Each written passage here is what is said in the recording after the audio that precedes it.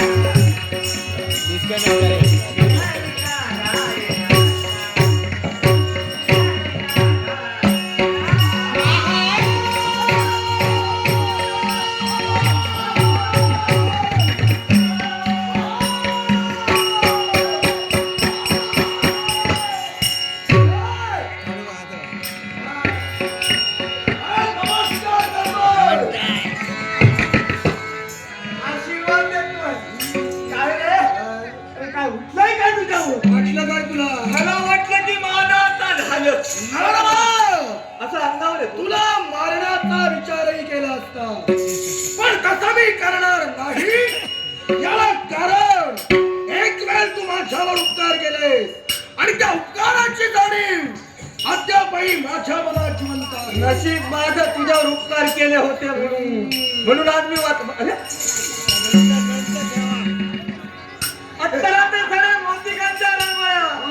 ही गुढी तोरण उभारले तोरण जिकडे तिकडे लावले आहे. काय रे आनंद उत्सव साजरा होतोय. आनंद कशाचा? माझ्या मुळाशी कारणीभूत नारदा तू आहेस. असं पाहिजे. म्हणजे मी आलो म्हणून हा आनंद उत्सव करा करा अगदी करा. काय वाटतं? तू बोला. हे सारं तुझ्यासाठी चाललंय. मी असं का म्हणालो? तू दाखविलेला मार्ग शिव शंकराची भक्ती केली. देव प्रसन्न झाला आणि त्याचा शिवाला अमरत्वाचं वरदान आज मला दिलंय. आणि म्हणूनच हे आनंदाचं वातावरण माझ्या साम्राज्यात तुला दिसतंय. म्हणजे आता तू आता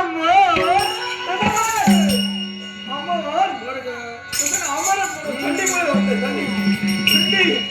मला सांग रे म्हणे मी अजिंक्य अरे या विश्वाच्या ठिकाणी जो कोणी जन्माला आलाय त्याला मृत्यू ठेवलेलाच आहे. रास्त बोललास. जन्माला आला त्याला मरण येतंय. पण महाराजा इतरांप्रमाणे माझा मृत्यू नाही तर माझा मृत्यू महाराजा वेगळा. म्हणजे तू मरणार आश्चर्य आनंद झाला. देवाच्या मुखातील उद्गार कसा मरणार? ऐक या कदाची या पाताल केतू दानवानं शिव स्वरूपावर आघात केला असेल तर प्रत्यक्ष शिव शंकराकर्मी माथा शेव. जीवनात वाटेल ते करे पण शिव स्वरूपावर आघात करण्याची तू केव्हाही करणार अरे नाही. कशाला मरायला जाशील?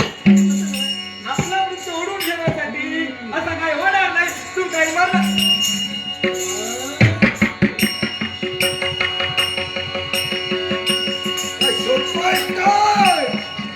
काय शोधतोय म्हणजे काय? अरे त्यावेळी आलो होतो ना मागच्या वेळी. हा पिटुकली भाटुकली लहान होती लहान. माझी पद्मावती धावायची लहान असताना पाहिली होती. जाणत आहे ना? ए, आता लग्न योग्य झाले अरे वा आणि तिला जर का पाहायचं असेल निघाली. दरबारी येण्याची वेळ समीप आली आहे. आणि पाहूया तरी. हा हा रतिहुन सुंदर मदन मंजिरी रतिहुन सुंदर मदन मंजिरी मदनाचे वरदान तुला मदनाचे वरदान तुला मदनाचे वरदान तुला रतिहुन सुंदर मदन मंजिरी रतिहुन सुंदर रतिहुन सुंदर मदन मंजिरी मदनाचे वरदान तुला मदनाचे वरदान तुला मदनाचे वरदान तुला.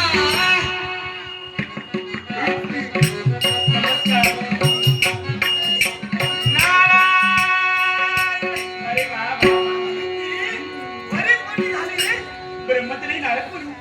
अहो आपल्या सुद्धा पवित्र आणि पूज्य चरित्र या पद्मावतीचा साधे आशीर्वाद साधे नेमके बाबा. अहो खरंच समाधान वाटू लागलं. आजचा दिवस म्हणजे दुःख शर्करा योग दुधात साखर पडल्याचा मनोभास मनेहून येऊ लागला.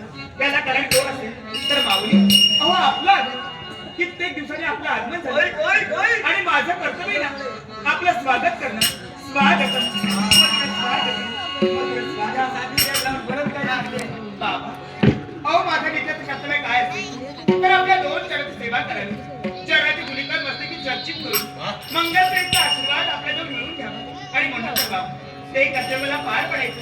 अहो प्रत्येक दिवसाचा प्रथम गुरु म्हणजे आपल्या आई वडील हो आणि या आई वडिलांची सेवा केली ना तर साऱ्या सुखाची प्राप्ती होते. तुम्ही माझे प्रथम गुरु आहात.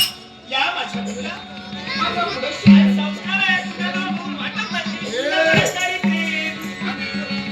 मी तुम्हाला